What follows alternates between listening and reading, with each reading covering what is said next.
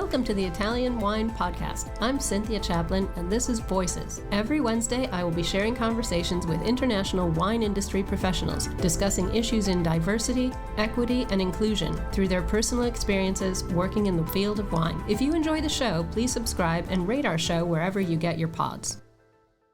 Hello and welcome to Voices. Today I have the great pleasure to have Caro Maurer with me. Caro was the first woman master of wine in the German-speaking world, and the title she achieved in 2011. She's a journalist based in Bonn, where she specializes in food and wine. She has written for many magazines and other publications over the years, including Decanter. And she's a wine educator teaching WSET Diploma in Germany and Austria, Italy, and Norway. Also working with the education arm of the Institute of Masters of Wine. So over the course of her career, she has won several awards and accolades for her skills as an educator, a writer, a taster, an international wine judge. And today it is my huge pleasure to announce that Caro will be the general chair for the 6th edition of 5-Star Wines and Wine Without Walls, being held in Verona in April this year. So welcome, Caro. Thank you for joining us today. Thank you for inviting me, Cynthia. I feel honored and happy to be with you. Great. Well, I just want to dig into your background a little bit. You studied communication science in university. What got you into the wine world initially? It was actually after my studies. I started to work as a journalist, and I started to work, funny enough, as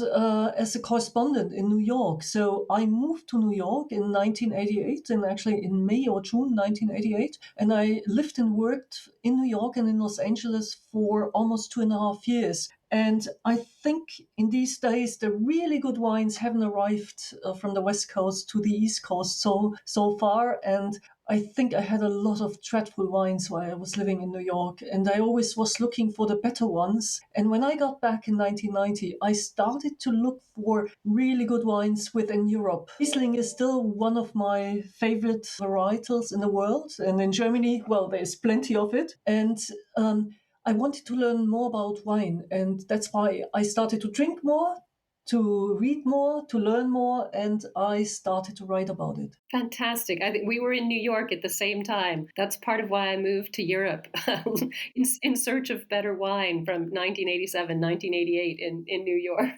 So I understand. I want to ask you about becoming a master of wine. Everyone in the business knows it's a tremendously daunting process, very expensive, takes a long time. How did you find the process? How long did it take you? It is quite a challenging process, I have to admit that. And it was challenging, it was exhausting, and you're doubting yourself all the way through. But when challenging yourself, I think you learn very much about yourself, and you learn how to overcome your own borders. I think this was the most interesting part of the process. I was one of the pretty fast ones. I passed it in 4 years. There's actually, you can do it 1 year faster in 3 years. And there were 2 of my fellow students who passed in 3 years. I did it in 4 years, which is, it's fast. It is fast. But actually, the most challenging thing about the program is the financial side. So I had to pass very fast because it was so expensive. So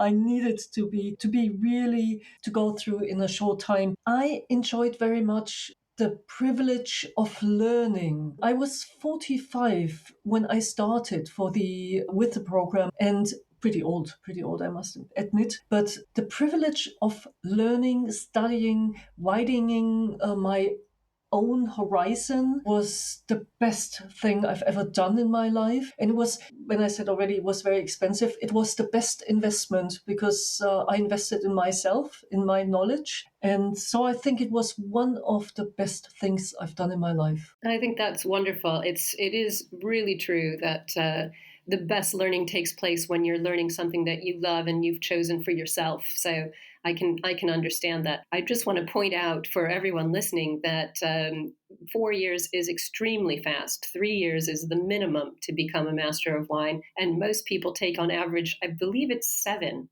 So that was extremely fast. Did you feel any particular obstacles or challenges because you were a woman, and especially the first German-speaking woman master of wine? Actually, I never felt an obstacle. It was actually more the other way around. I was supported by everyone. Most important, my husband for sure. But everyone else. I think I never felt any advantage by being a woman, especially not in the body of Masters of Wine by now, not in a study student body, because almost half of the MWs, almost half of the student body is female. So I never looked at myself from the gender side. I always did what I did as a human being. I didn't care whether male or female or diverse. I just did it, and nobody doubted myself. That's excellent. It's nice to hear that there is that ability within the Master of Wine Institute to put aside issues that can be diversive in other arenas, as we know, and just to get down to the business of what you were wanting to achieve. Did you have a great mentor? Master of Wine is known for its wonderful mentoring program. Are you mentoring now? Did you have a wonderful mentor when you were a student? I had a wonderful mentor, Julia Bruce-Jones. She is British but living in France, now running a winery in Minervois.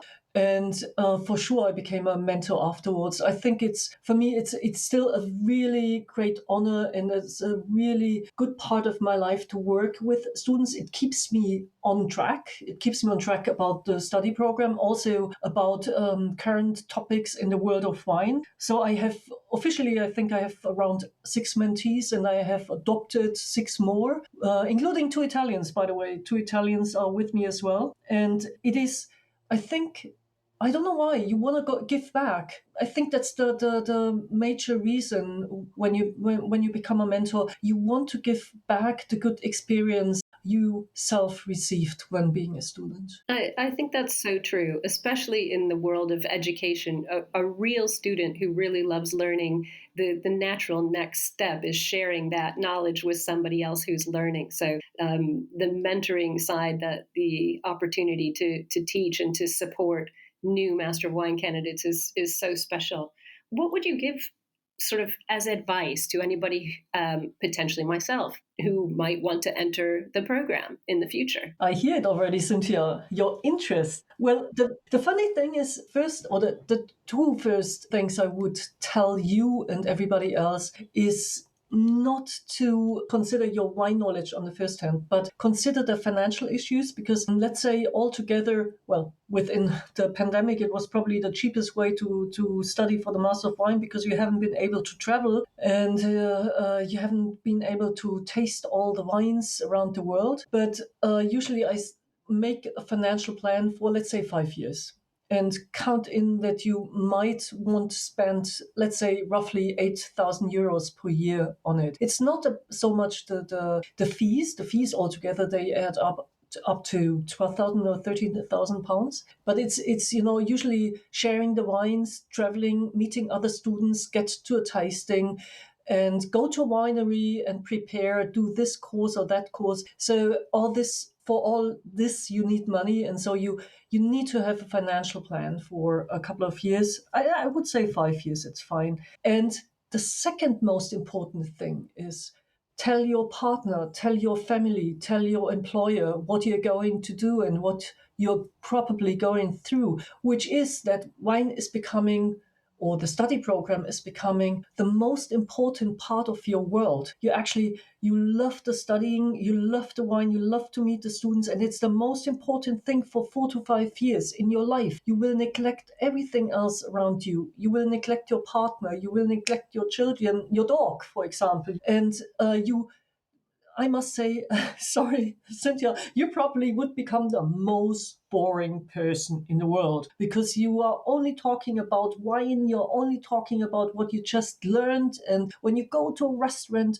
the first thing is, when you get the wine list, you tell the sommelier to serve you the wines blind, because you want to taste them blind and objectively. And so this is the second thing. Tell your family and your loved ones what you're going to do, so they are prepared and they know what's coming up to them. And then the third point might be all your background in wine. You need to have a professional background. You either have to have studied enology or viticulture, or you have to hold WSET Diploma level 4. These are the requirements for applying for the MW program. I think this is the best advice I have ever had about this entire thing. I hope everyone who's listening, anyone who's interested, is taking notes, because my family already think I'm very boring about wine, and the thought of me becoming more boring would probably fill them with horror. But it's fascinating to hear you be so honest about what it takes to get this job done, and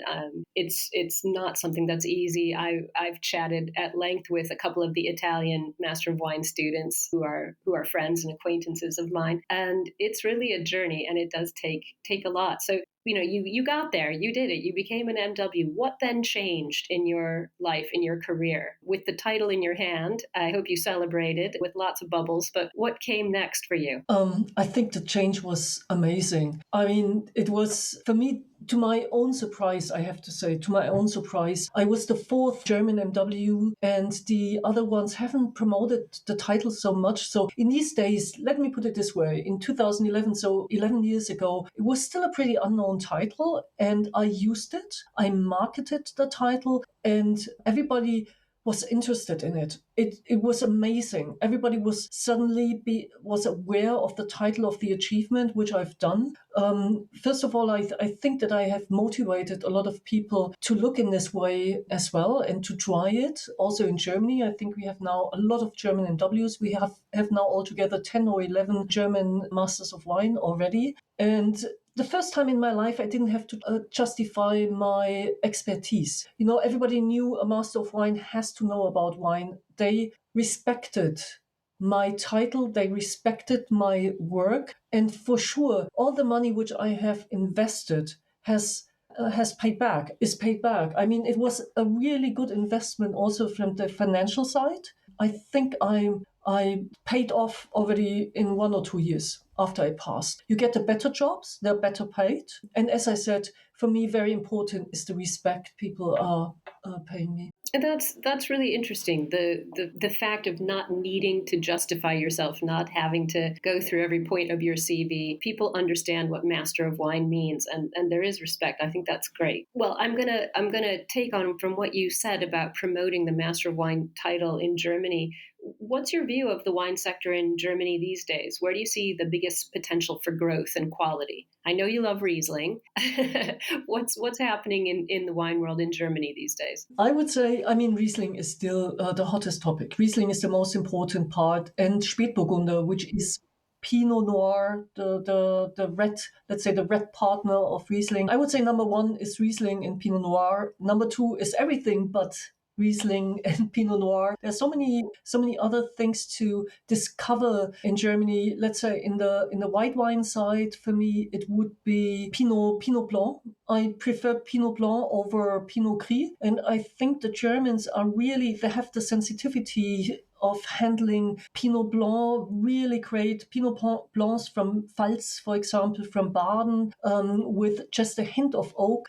They're really elegant, and for me, they are the runner-ups behind Riesling. And the hot topic these days is probably sparkling. It's sect or Winzersekt. Let me put it this way: Winzersekt. Winzersekt is its own category by regulations. Winzersekt means that they're made by the traditional method, and they have to stay in the bottle for the second fermentation and have to be matured over 15 months. And the funny thing is that these wines, Riesling is a variety which is very interesting to be used for sect or in the traditional method, because it still shows its varietal character. And I think we have some world-class sparkling wines meanwhile in Germany, either from the Pinot side or also from the Riesling side. You're making me thirsty, Caro. I really want to try that now. It's a good thing that the podcast is only audio, because I'm studiously writing down all of these suggestions.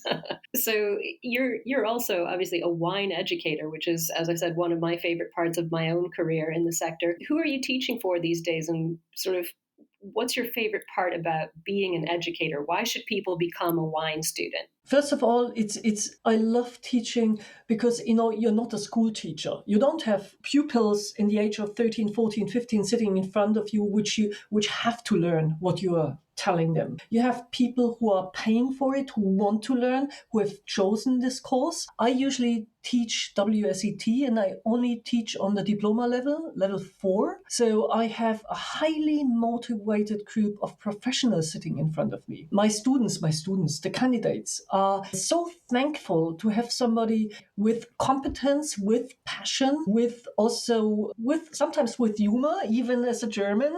And I always tell them that I want to get them not to learn by heart, but just listening to me and understand what I'm telling them about, for example, German wines. I'm also teaching Portuguese wines. It depends where I teach. And Austrian wines are in my repertoire and fortified wines. So my repertoire is pretty big because I'm teaching in a couple of countries over Europe. I think this is actually, it's the most grateful job you can do because you get to hear the people passing and being happy what you're doing, and you hear it right on the spot. You get the result right on the spot, and that's why I enjoy it very much. That's so true. You get to share the achievement in the moment. I love that about teaching myself. It's really interesting. And I like this concept of the difference between students who want to learn versus students who have to learn. That's a very interesting road to go down. I want to know what your sort of career goals or your personal goals are for the next 5 to 10 years. Where is wine going to take you in the next chapter? There are actually two things. I think the one thing is that I love what I do, and my biggest wish over the next, let's say, 10 years would be that everything stays like it is. But this is a wish which never becomes true. So I have to react to change, for example, through the pandemic. But I can give you my biggest project, which I'm working on these days. And this will become true in 2023 already. I'm organizing for the Institute of Masters of Wine a symposium in Germany in June 29 to July 2nd in 2023 in Wiesbaden. The symposium is every 4 years. It's a 4-day symposium with the most important topics from the world of wine, the best speakers worldwide. And this is actually the biggest challenge I'm working on these days. That sounds incredible. I'm going to keep my eye out for that, put it on my calendar. I expect we'll be hearing news about that in the coming months. So that's exciting. That sounds really exciting. And Wiesbaden is actually a city I quite enjoy. So I used to have to go there for my children's sporting competitions when they were in high school and got to know Wiesbaden. And it's surprisingly multicultural. So many multicultural restaurants, very vibrant. So what a great place to be doing this. Yeah, and it's the best thing about it is let's think sustainable. Even you from Verona, you can reach it by train. It's in the center of Europe. Whether you come from England, whether you come from Italy or France, you can reach it by train. Or if you come from abroad, then by plane to Frankfurt, which is less than 30 minutes away. That's a really good point. It is more central than people think about. I am going to bring up your judging experience because, of course, that's what we're here to talk about, really, about becoming the general chair for 5-star wines and Wines Without Wall. But you are routinely a wine judge at many competitions all around the world. I judge as well. I have far less experience than you have. So I'd love to know how you approach each event that you're judging. What's a day in the life like for you as a wine judge? It's actually always the best days of the year. I agree with that. It's for me. It's let's take Decanter in London, Decanter World Wine Awards. It's for me just to sit on a table with. Usually there, I have 3 fellow judges. I'm a panel chair for the Southern Eastern Mediterranean wines, which encompasses Turkey, Lebanon, Syria, Israel, Jordan, Egypt, and this is, for me, it's exciting. The wines are exciting, the discussions are exciting, and you sit there with 3 great other judges and you discuss wines. We taste flight by flight usually, then we discuss single wines, and nobody's perfect. I'm out in some wines where I disagree with the others, but then you discuss it and you taste it once again, and you might change your opinion or you might not change your opinion, but you find a solution at the end. First of all, I love it.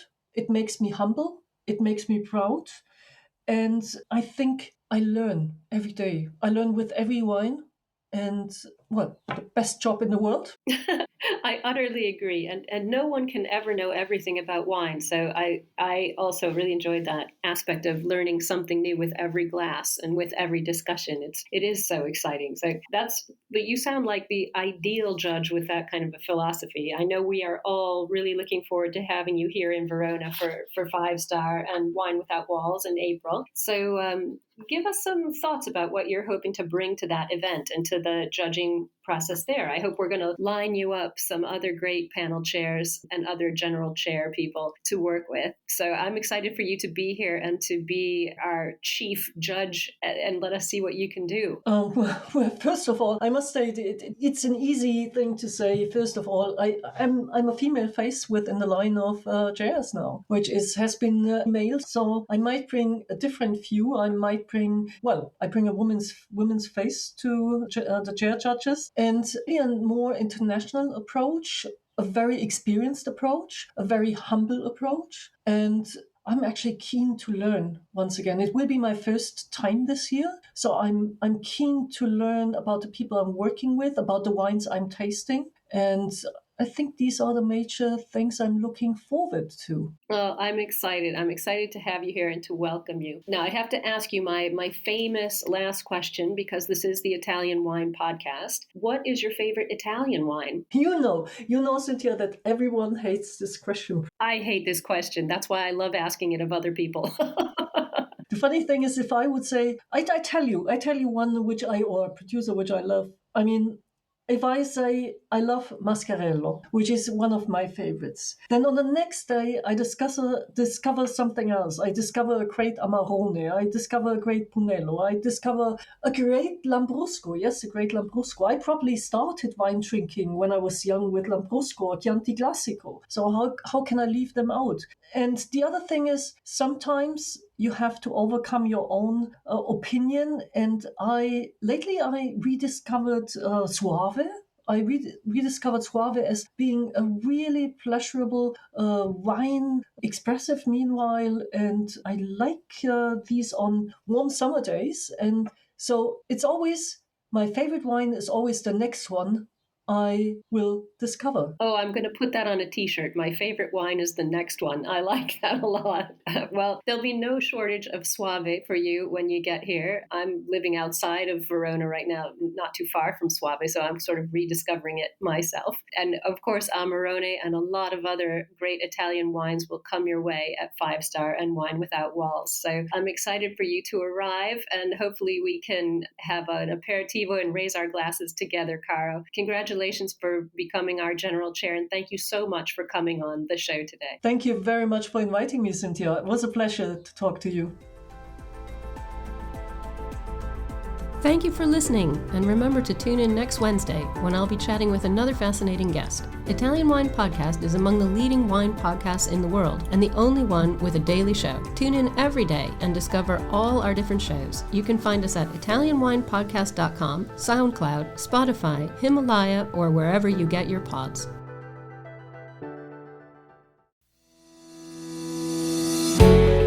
Hi guys, I'm Joy Livingston and I am the producer of the Italian Wine Podcast. Thank you for listening. We are the only wine podcast that has been doing a daily show since the pandemic began. This is a labor of love and we are committed to bringing you free content every day. Of course, this takes time and effort, not to mention the cost of equipment, production, and editing. We would be grateful for your donations, suggestions, requests, and ideas. For more information on how to get in touch, go to ItalianWinePodcast.com.